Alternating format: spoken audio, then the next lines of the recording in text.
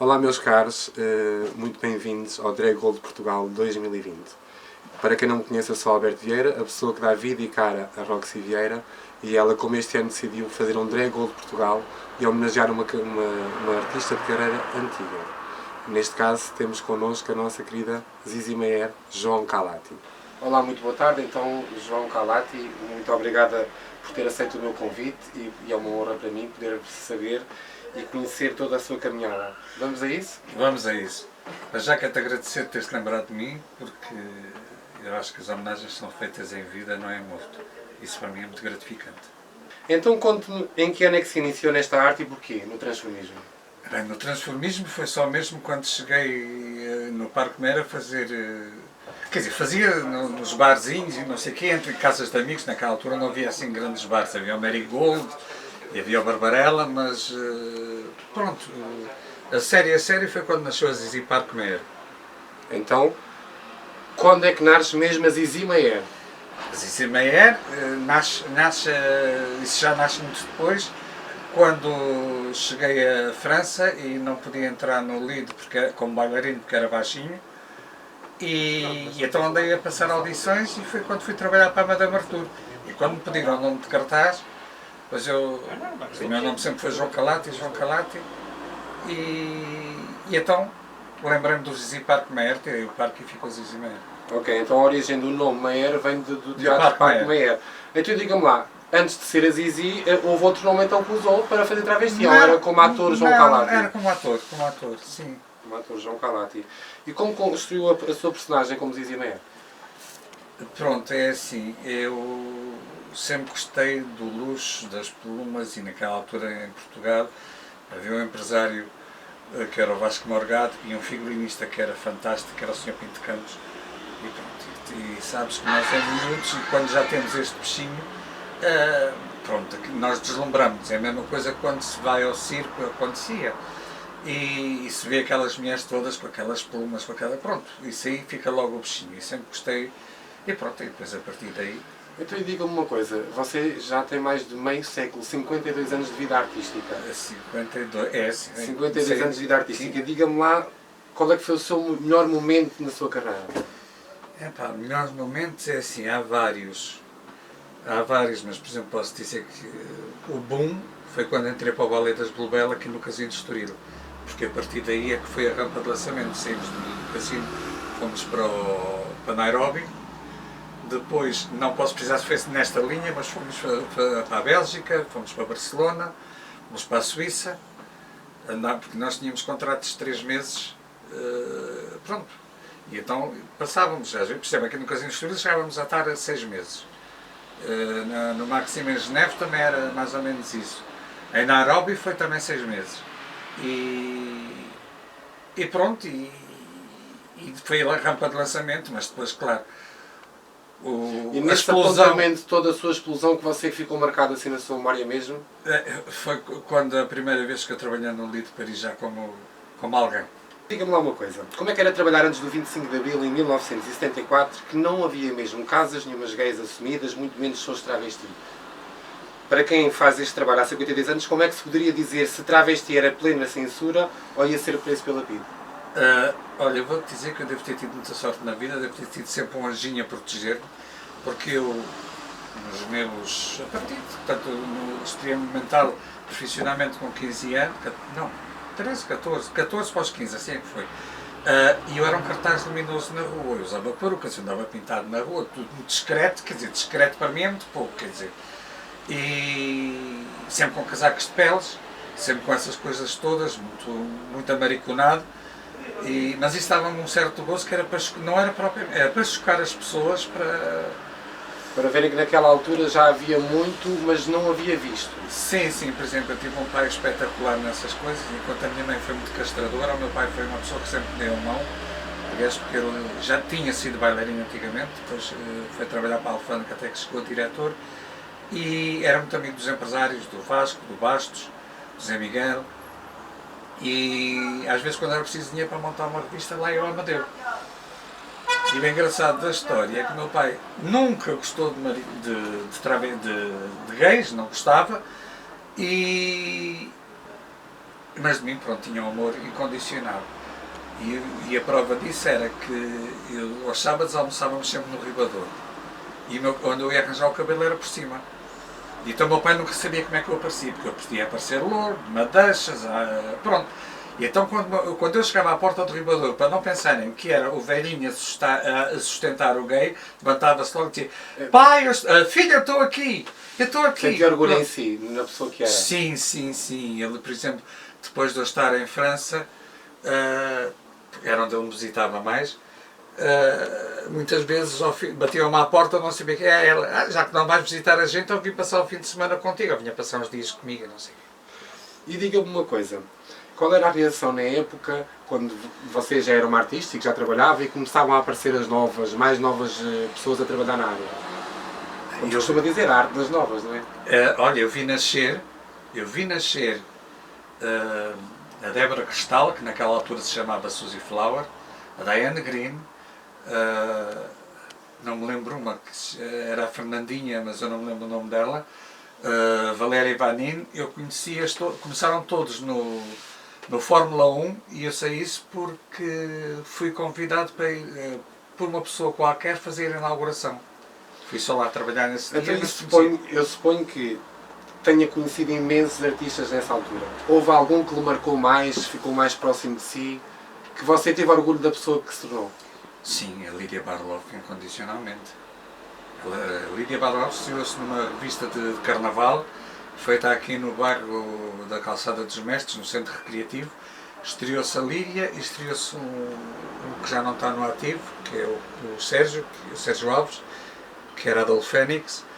Estrearam-se os dois nessa revista e tivemos tanta sorte, e a Lídia também, porque a Lídia era muito cómica.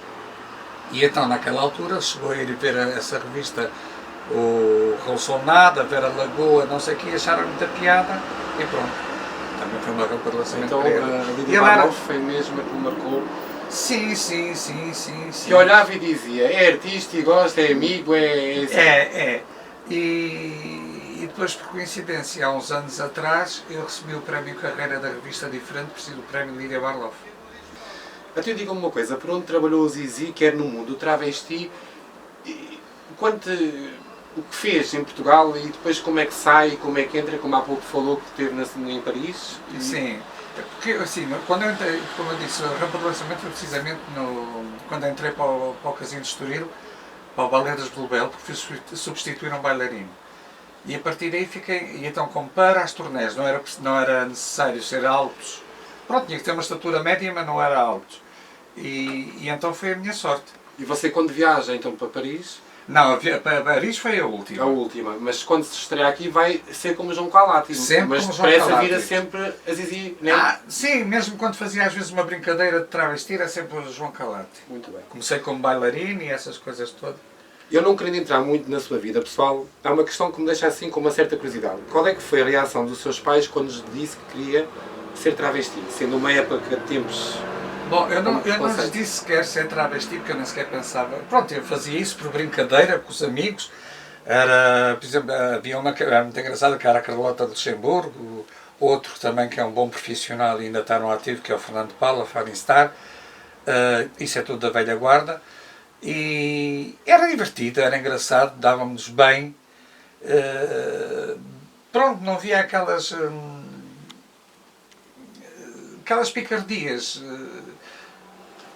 Eu te digo uma coisa, nessa época que vocês eram bem umas 10 que se tinham posto no ativo e que trabalhavam muito bem, não? Quando começámos a fazer isso, teoricamente era eu, o Fernando Paulo, Fanny Star, certo? a Fanny Star. Depois, eu creio que emparelhado com isso estaria a Guida Scarlatti e o Ulisses, mas ele não estava em Portugal, andava com os balés por fora, portanto ele já chegou a Portugal muito mais tarde. Ok, eu já ouvi também falar muito desse Sr. Ulisses, não sei o paradeiro dele. Eu gostava de saber se o Ulisses era mesmo o nome de travesti ou era só de artista? Eu penso que era o nome mesmo dele. Era mesmo, ele apresentava-se nas casas de noite do travesti como Ulisses. Sim, Ulisses Valas. E isso deixa-me um pouco de curiosidade porque sempre ouvi falar Ulisses e não sei... Não, mas era também, fazia um boneco esplendoroso, sempre. Muito bem. Dos momentos que esteve em Paris, como foi a sua adaptação na cidade? Dos locais míticos em que teve a oportunidade de trabalhar e qual aquilo que lhe deu mais gozo mesmo em Paris fazer? Olha, era assim. Quando cheguei, como te disse, não pude entrar no Lido e então aconselharam-me a passar audições. Fui ao Digit Boys, fui ao Chemichu e fui à Madame Arthur. E fiquei logo nesse dia, porque as audições normalmente eram ao vivo. E pronto, fiquei logo na Madame Arthur. E tive a minha sorte foi porque eu estava lá até à espera que houvesse um balé que saísse outra vez para o estrangeiro para eu poder integrar. Mas tive tanta sorte, por isso é que eu digo que há sempre um anjinho, que num fim da noite os agentes artísticos do Lido acabaram a noite na Madame Arthur. E eu na altura fazia a Zizi Jomer, fazia Liza Minnelli e fazia outra coisa qualquer portuguesa assim, mas não era mal, eu digo já que não, porque tenho respeito mais para fazer um boneco desses. Porque ou tens que fazer muito bem feito ou para fazer... Sim, tem muitos toques característicos. Não é toques, temos que fazer uma reverência às pessoas. Por exemplo, eu se disser que fazia uma Zizi Jomer perfeita, fazia. Uma Liza Minnelli perfeita, fazia. Por exemplo, lá está, fazia-se às vezes o Stephen Baker e isso, mas nós cá... E você, sendo português, não teve a coragem para fazer uma Amália sim conseguir apresentar aquelas... Não, eu gosto muito de fado e faço fados, mas não me atrevo. Muito bem. Acha que Portugal, na classe artística e na comunidade LGBT friendly, tratam-a bem? Sente-se que é acarinhada pelo seu trabalho? Os antigos, alguns, sim senhor, há muitos agora novos que nem sabem quem eu sou. Sim, quem eu sou. Sim. Não fazem trabalho de casa, não estudam? Não é isso. Por exemplo, eu achei piada quando me convidaste para ir àquela Bolsa de Ouro, ver tanta gente, quer dizer, tudo miúdos. O pé de mim são miúdos, quer dizer. Sim, cada vez há mais. A gente tem... Pois Hoje em dia há uma prevalência em aparecer e já nascem, assim. É como os cogumelos, nascem debaixo das pedras. E estando há tanto tempo no ativo e no meio, o que acha do percurso do transformismo em Portugal? O que é que acha do percurso? Do que está a levar o transformismo em Portugal? Eu acho que está a ficar muito, muito corriqueiro. Qualquer pessoa que queira fazer vai aos chineses, compra um vestidinho, uns sapatos e vai disto. Quer dizer, não há perfeição. Atenção, há exceções para confirmar a regra. Mas normalmente fazem as coisas só para aparecer, para dar ar à pluma e à perna e não para fazerem profissionalmente. Se bem que também nesta altura tu não tens muitos sítios onde trabalhar, quer dizer, tu tens uma casa que dá trabalho, mas tem um elenco fixo, que é o finalmente, de resto não tens, porque antigamente havia o Memorial, havia a Barbarella, havia o Trump, sabias? Agora não, quer dizer, tu estás sujeito. A grande capital tinha mais de 7 a 8 casas de transformismo. Sim. E todas com elencos de 5 a 6 artistas. Sim. Havia também o Mr. Gay, que era o espetáculo, o último começava às 3 ou 4 da manhã, ou o que era. Ok. Concorda que a frase "o travesti é o homem ator que o teatro perdeu"? Claro que sim, claro que sim. Como o palhaço é um ator. Muito bem. Acha que o travesti devia ser mais respeitado e conceituado no âmbito do artístico e intelectual? Eu acho que sim, que devia, mas as pessoas também têm que estar ao respeito. Sim. Ok.